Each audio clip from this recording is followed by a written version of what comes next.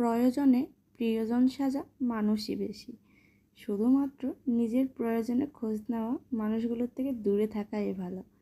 এরা এক প্রকার স্বার্থপর মানুষ। এরা শুধু প্রয়োজনে আপনার খোঁজ নেবে, তবে আপনাকে বুঝতে দেবে না। আত্মসম্মানের থেকে বড় আর কিছুই নেই।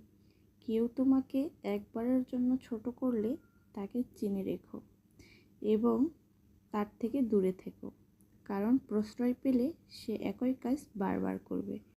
কারোর প্রতি কোনো অভিযোগ নেই, তবে প্রচণ্ড আক্ষেপ নিয়ে বলতে হচ্ছে, জীবনের কিছু মানুষের সাথে পরিচয় না হলেই ভালো হতো। তবে কি জানেন, সময়কে মনে রাখবেন। কোন সময়ে কোন মানুষ কী রকম আচরণ করেছে এটা খুব দরকারি।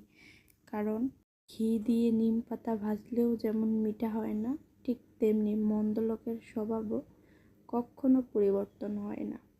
কথাগুলো কিন্তু একদম বাস্তব কথা। এই দুনিয়ার নিয়মই এটা।